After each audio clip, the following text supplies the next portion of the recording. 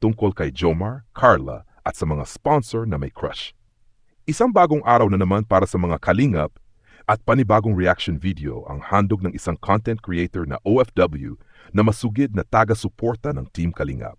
Sa simula pa lamang ng video, mainit ang pagbati niya sa kanyang mga taga-subaybay mula sa iba't ibang panig ng mundo, kasabay ng pasasalamat sa mga miyembro ng Team Kalingap, lalo na kina Kuya Val Santos Matubang, Ate Edna Vlogs, Kalingap Rob, at iba pang mga ambasador, scouters, at reactors.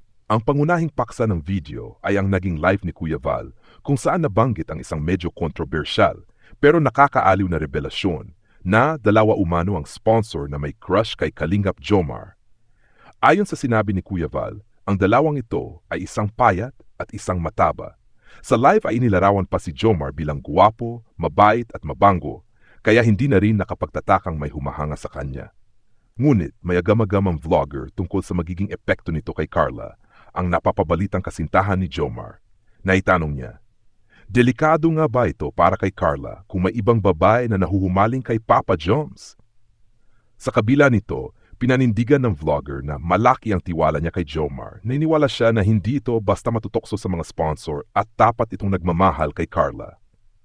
Ang mga crush umano ng supporters ay simpleng paghanga lamang, parang isang tagahanga sa kanyang iniidolo. Kaya sa kanyang opinyon, hindi ito dapat gawing issue.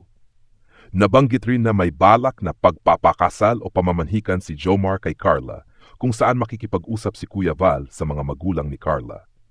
Binanggit na rin na hindi naman ito magiging hadlang sa pag-aaral ni Carla dahil parehong may pangarap sa buhay ang magkasintahan. Nagpaalala rin ang vlogger sa mga manonood, lalo na sa mga hindi pa kilala si Kuya Val na isa itong natural na joker sa mga live. Minsan gumagamit ito ng reverse psychology, kaya hindi dapat agad-agad seryosohin ang lahat ng sinasabi niya. Hinikayat din niya ang mga taga-suporta na huwag basta-basta magbigay ng malisya sa mga biro ni Kuya Val. Nagkaroon din ng maikling opinyon tungkol sa mga marites na sumubaybay sa live at pinaalahanan ang lahat na mas pagtuunan na lang ng pansin ang charity work ng mga Kalingap vloggers kaysa makialam sa kanilang personal na buhay. Aniya, hindi na dapat pinoproblema kung sino ang may anak, buntis o may relasyon dahil hindi na ito dapat pakialaman ng publiko. Sa pagtatapos ng video, nagpasalamat siya sa lahat ng patuloy na sumusuporta sa Team Kalingap at pinapaalala sa lahat na i-subscribe ang kanyang channel, i-like ang video at i-click ang notification bell upang updated sa kanyang mga susunod na reaction video.